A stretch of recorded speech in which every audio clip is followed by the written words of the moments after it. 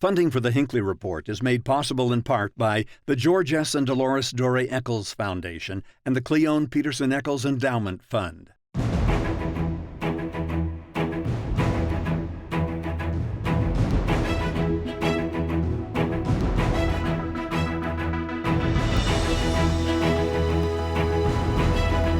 Good evening and welcome to the Hinckley Report. I'm Jason Perry, director of the Hinckley Institute of Politics. Covering the week, we have Glen Mills, anchor and political reporter with ABC4 News. Riley Roche, political reporter with Deseret News, and Ben Winslow, political reporter with Fox 13 News. So glad to have you all here tonight, because that was one late night with all of you on the Hill for this. Yeah, fitting it's Friday the 13th. Yes. It is. Well, I enjoyed hanging out with you all those days, for the last 45 days anyway. I want to jump right into what happened this legislative session, because lots and lots of bills. But maybe I want to talk about, Glenn, first about the flavor of this session, because sometimes you have a theme. This one was a little different. This session took on its own personality, and the word I heard over and over from journalists, from lawmakers, from lobbyists, from activists is strange. This was a strange session. It started, of course, with lawmakers taking their lumps and repealing the tax reform bill. It then went on to a slower pace than we normally see because there was a backlog in drafting the bills, so they weren't coming out as quick as we normally see. And then, of course, everything changed once the COVID-19 pandemic kicked in. Last night, on closing night, it was a ghost town at the state capitol. I have never seen it like that on closing night. It's usually packed, full of energy, and that just was not the case on closing night. So, Drew, I couldn't believe it. You could even get a parking spot. Yeah, when was the last time you could pull up on closing day, get a front row parking spot, and walk right in? So true. Glenn started with how the session began, which was with this tax reform, and they're going to get rid of all the work that they had done in that special session. Let's talk about a couple of efforts, because the big thing was education. All right, how are they going to fund education? They had a huge amount of money, about $800 million that they were able to give out, and education brokered a deal. Talk about that. Well, here's what's so interesting about this education funding package, right? Remember, the tax reform package that was repealed at the start of the session had been passed in December. That was the second try at tax reform. They had tried taxing services the session before, and that was going nowhere in the session. A lot of outcry from the business community, so lawmakers said, don't worry, we'll put together a task force, and they'll come up with something that everyone can accept. And of course, that was not the case. So what we ended up having this session, and to your point about it being strange, is tax reform 3.0. At the start of the session, when they repealed the tax reform package that would have lowered income taxes but raised sales taxes on food, gas, some services, wildly unpopular, citizens referendum was headed for the ballot. When they started with that, legislative leaders and the governor assured the public, we'll put this off, tax reform. We've got a structural imbalance problem, but we can wait a year or two, so we'll put it off. We'll deal with it in the 2021 session. We'll have a new governor. We'll have time, we'll have a better process. And then, of course, privately, they have meetings to put together this education funding package that they're billing as a great new way of funding education, guaranteeing funding going forward, but it requires a change in the Constitution to allow public school funding or income taxes that go for public school funding and higher education funding to be expanded to include children and people with disabilities. Yeah. And you might talk about that for just a moment, because that's a pretty big expansion, right? This is Joint Resolution 9, which really does get to the children, people with disabilities. Those are huge budget items that now we're going to have a chance to vote on. Talk about the... And it gives the legislature $650 million up to possibly spend for other essential goods and services. But yes, this is significant, and it's going to require a sell to voters, as you have to do with every proposed constitutional amendment. But you had this grand compromise that took place. You've got groups, the UEA, which could mobilize and effectively kill this with their campaigns against it. They came on board, the PTA came on board, the school boards came on board, the superintendents, all of those. This is going to be a little easier to sell to voters as far as voting for this. And it does give the legislature that money that they can use and buys a little more time, although the governor and legislative leaders have still warned we still have this fiscal imbalance. We still have to address this with income taxes up to here and general sales because people aren't buying so much goods and goods. They're buying more services and experiences. I mean, it sounds like we're still going to face some sort of a reckoning down the road, but we may have bought ourselves, what the governor said, 6 to 8 years or something like that? Mm-hmm. But you got to remember that not only does this have to be approved by voters, there's still not agreement on the language of the constitutional amendment. We had that great moment with the governor, legislative leaders, and the education community linking arms. We're all together on this. Well, no, they're not. They haven't agreed on the language of the constitutional amendment, so that'll probably have to come back in a special session. We asked the governor about that last night, and he said, well, the devil's in the details. Well, yes, that's true. So that agreement needs to be reached, and then you have to convince a public that already has rejected tax reform and thought they weren't going to have to deal with it again, and yet here it is. We learned an important lesson with this tax repeal bill, and lawmakers heard it loud and clear as well. No matter how you try to dress up an increase on food tax, on gas tax, it's not going to go over well with the voters, because those are the things that hit you at least on a weekly basis, and it hits you deep. And so that was paired up with a $160 million cut to the income tax, and the people of Utah still wanted nothing to do with it.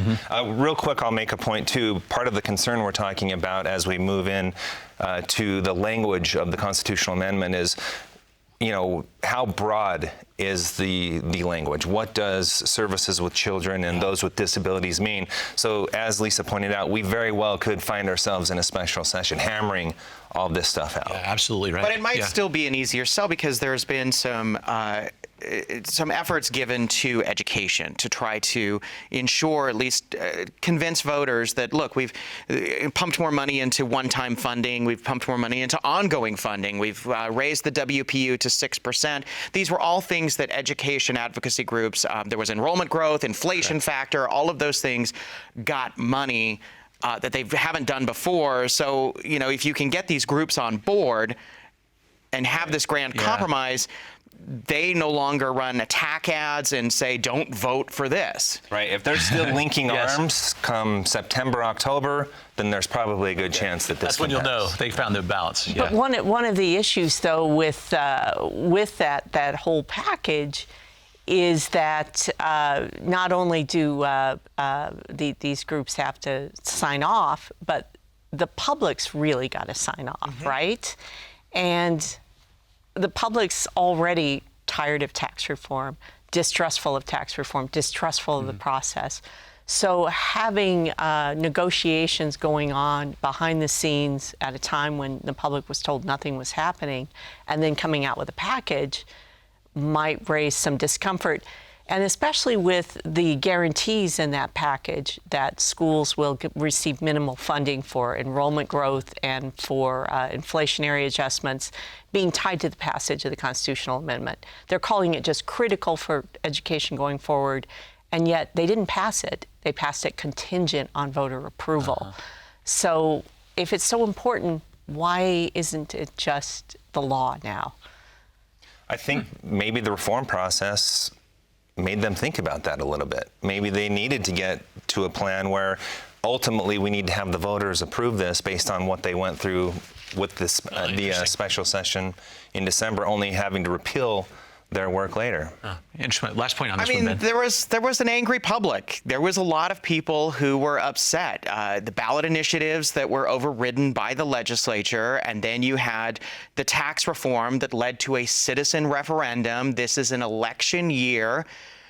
The public is certainly paying attention to Capitol Hill more now than ever before. And I think lawmakers are now keenly aware of that. Very good. I want to get into a couple of these other bills. I'm going to go fast and furious now to a few of these, okay? Because there's a lot. But maybe I can bring up one that I was watching because we talked about it on the Hinckley Report a lot. The end of straight ticket voting. Yeah. Straight party voting. That was the most drama we had last night. Because that was, maybe that's why I brought it up. The drama. Talk about it, because this will represent Patrice Arent. Right. She's run this bill for years. I mean, I think as long as I've been covering the legislature. Yeah. And, well, Lisa, you were in the Senate. What happened there? Well, there were a bunch of bills on the board, House bills on the board that were sponsored in the Senate by Senator Kurt Bramble, who was the Patrice Arendt's sponsor on straight ticket voting. And bill after bill is called and has to be circled because he's not on the floor.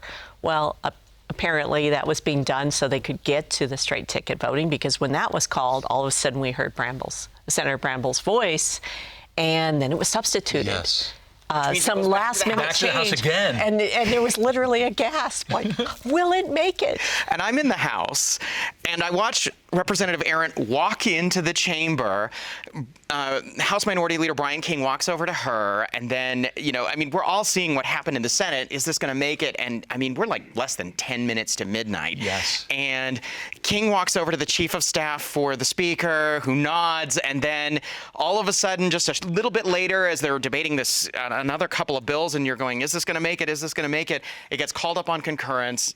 They pass it, and it's done.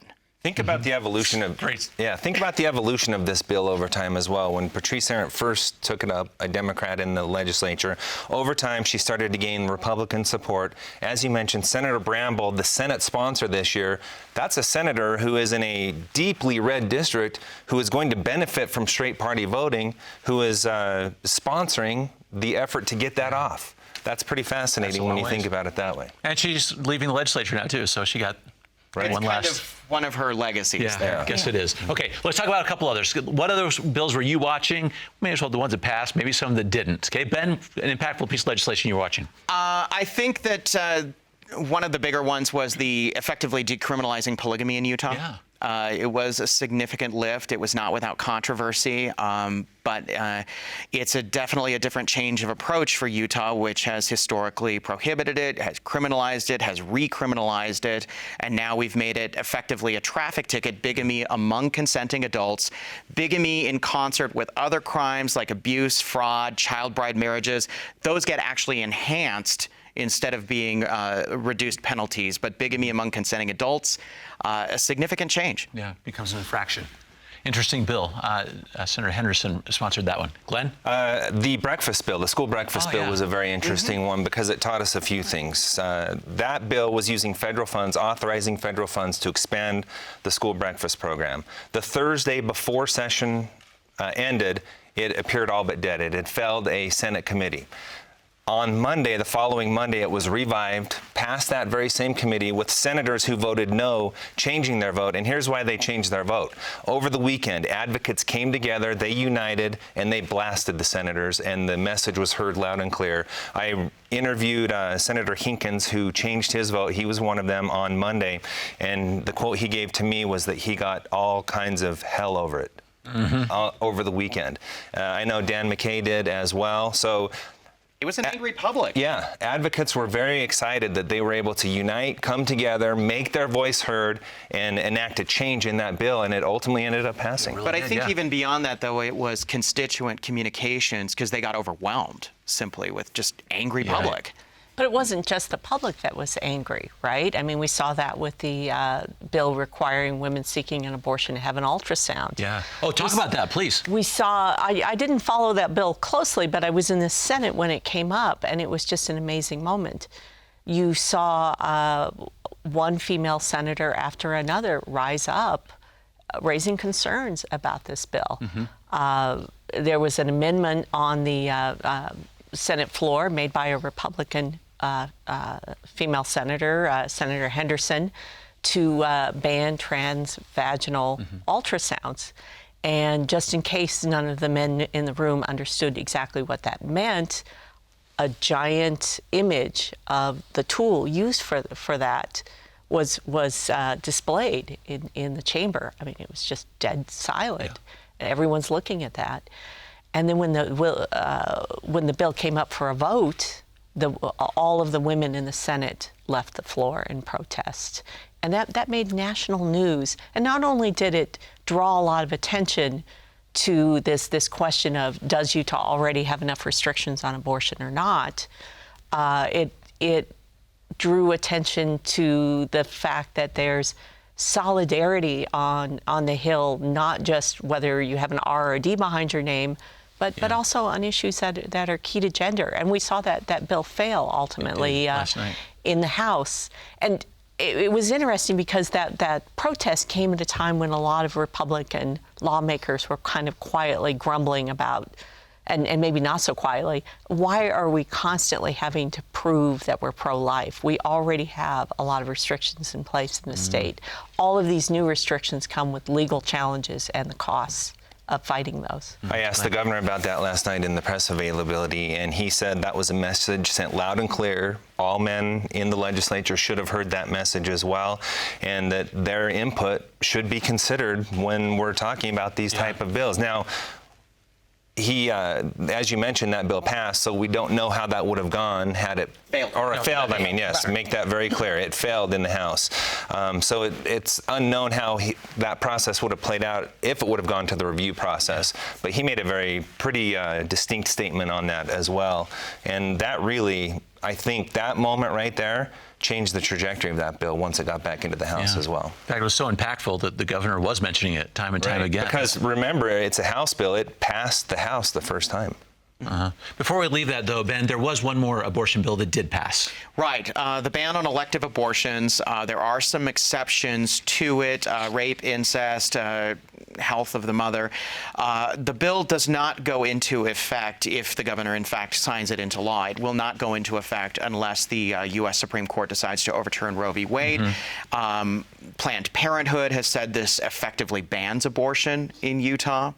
Of course, those backers of the bill say that there are exemptions there, but another statement of how much Utah as a political body does not like abortion. And so this one has the potential to be very, very controversial, especially if Roe v. Wade is ultimately overturned at the U.S. Supreme Court. Yeah, and this law goes into play if that does happen. Very, very interesting. Lisa, another bill you were watching closely. I got a couple more, but I'll give you a chance because you followed this so closely. I was focused so much on tax reform. One of the things I was really trying to figure out throughout the session is whether there would be some kind of a token tax cut given to Utahns, because there were some elements of the tax reform package that was repealed that Utahns did like very much. One was increasing the dependent exemption on state income tax forms to help fix the problem created when the federal tax overhaul in 2017 took away that exemption. It hurt a lot of Utah families. There was also a tax break for Social Security recipients and military pension recipients. And it looked like the one that would have allowed Social Security benefits to be exempt from taxes for Utahns over 65 earning up to $45,000. Now they're exempt up to $32,000. So we're not talking about people with a lot of money. We're talking about probably people living off Social Security and some small pension or additional income. It was $16 million. The House passed it. It sat in the Senate. I think what really did that in was the fear over the effect of the new coronavirus on the revenue estimates that the budget was built, a $20 billion budget was built on. Yeah. A record budget, $20 billion for the state of Utah. Let's talk about the coronavirus a little bit, because there were some pieces of legislation and some funding, but I want to start with some of the impact on politics, because there is an impact. Ben, talk about that for just a minute, particularly when it comes to like our caucuses, our conventions, Republicans and Democrats, because some changes are coming. That's right. Things are getting canceled left, right, and center. People are starting to try to move things virtually to limit the gatherings following the governor's recommendations. Caucus nights are coming up for Republicans and Democrats, and they're pulling those back, postponing them, canceling them, or trying to do them virtually over the internet. And that's going to be significant. And the longer this goes on, it raises questions questions about what do you do with the state political conventions where you have thousands of people packed into one area. Everybody's trying to be, cautious and prudent, and of course following all the proper recommendations. Wash your hands, people. But this is going to impact a lot, and until the state can just ride this out and see if we can get on the other side of this and kind of get back to some sort of normalcy. At least for now, these big political events are going to be postponed. They are. Yeah, I talked to Derek Brown, the chair of the GOP, and he was telling me they're considering a couple of options. One would be a virtual convention where they're doing electronic voting. And, that hasn't been done before. And we've seen how electronic voting has worked at conventions before. So there could be problems. There could be chaos that way. But they're also considering maybe a mail-in option where it would be more of a mail-in ballot ranked choice voting for the candidates. So those are the two options they're looking at. But as we go into uncharted territory, what impact is that going to have on the race? Yeah. There are candidates that have put solely everything into the convention, and now all the rules and how we do this could potentially change. It could have a huge impact on the race for governor. I'm so curious. And other races, for that matter. It will. You see some of the candidates talk about, for governor, for example, like Greg Hughes, Amy Winder Newton, who didn't even get signatures. They're just planning on this convention. Right. Well, but it doesn't prevent them from interacting with delegates, right? Because we're talking about these large gatherings, and a lot of the work to win at convention is done in one-on-one or small group delegate meetings by candidates. So that's going to continue. Yeah. What happens to those delegates? Because a lot of people are trying to get those delegates if they're... Well, what's interesting, and tell me if I have this right, but my understanding was that with the convention issue with the Republican Party, the delegates that were in place in 2018 stay in place.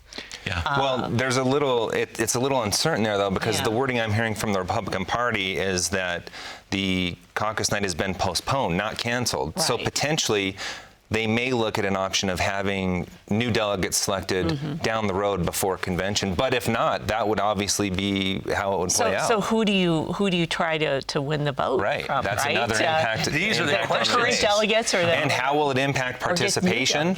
Yeah. Will the systems work? A lot of unanswered questions. Yeah, this could be interesting. Well, we saw the legislature, too, take action to be able to meet remotely. Well, so let's talk about that, because there were several pieces of legislation talk about that. Maybe Ben talk about that for a second, too, because they're worrying about, well, what happens if we're not able to meet together?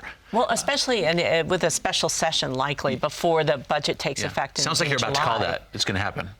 I really think between the constitutional amendment issue and then just the budget issue, there's a lot of fluidity built into the budget. Some of the big ticket items for buildings on university campuses, at the state capitol complex, the money's in the budget for those. But there's intent language, as I understand it, that money cannot be spent without additional authorization. Which can require them to. So it's basically another rainy day fund. Just money set aside just in case. We'd love to have a new building, but if the revenue estimates fall short because people aren't out spending money, people aren't earning as much money, we need it. So we need to keep the lights on with what we have. Yeah, they are talking about that. And go ahead, Ben. I mean, there were a number of bills that were run in response to COVID-19. You had the state of emergency that has been extended to June 30th. That also is because of budgetary reasons. They also gave the health department sort of just do what you need to do. We've appropriated $16 million for you. Just do it. That gives them the authority to do that. The Division of Emergency Management got $4 million. $24 million was given to seniors specifically to help respond and help seniors who will be most impacted by this pandemic. Interestingly enough, on the last day of the session, another bill that just kind of rocketed up to the top of the priority list was Representative Melissa Ballard's telehealth parity bill. It expands the ability of, or expands telehealth services statewide, which is going to be essential. This bill wasn't going very far. It was just kind of moving through the legislature in just kind of a nice, regular, steady pace. Then all of a sudden this happened, and it became a top priority to get done, because what it does is it allows any doctor to use it and it deals with insurance parity. And so basically, only certain doctors right now, depending on copays and all of that stuff, we're using it. This allows more doctors to be able to use it. And it became a high priority bill, especially as emergency rooms are being flooded and Instacares and things like that. And they need this option to be able to treat people. Yeah, that one did rise quickly. It passed last night as well. Very quickly. You all were following this press conference yesterday. The governor was there, the lieutenant governor. You had the president and the speaker and the legislature there as well. So many people talking about how was that received. You're talking to everyone. How are Utahns feeling about the state response, Glenn? Well, I mean, it's sinking in. This is real. The governor making recommendations yesterday about limiting mass gatherings for even healthy individuals. So the last 48 hours have been so fluid and things are changing by the minute. It's really sinking in, and that's why state leaders are coming together and try to calm the anxiety, calm the nerve that we're seeing across the state and in the community. So it's definitely a major player in our lives in so many ways right now. The impact is so far-reaching that it's almost unbelievable, and we're sitting here saying, what is going on? Yeah, exactly right. Glenn, you were talking earlier about the last night of the session being able to find parking and how empty everything got. Well, what happened was we were all watching the effects of the new coronavirus from Capitol Hill, the legislative session, which is just jammed with people throughout. Yeah. It's not a just petri people, dish. exactly, but school kids coming up, community groups coming up. And this after the governor's announcement that larger gatherings have to be canceled, the tour office closed at the Capitol, and that was it. It emptied out. So people are starting to react. They are. We're going to have the last comment on this. We're watching this one closely. Thank you for covering it also on behalf of all of us in Utah. Appreciate the three of you so much. And thank you for watching the Hinckley Report. The show is also available as a podcast on pbsutah.org/Hinckley Report or wherever you get your podcasts. Thank you for being with us. We'll see you next week.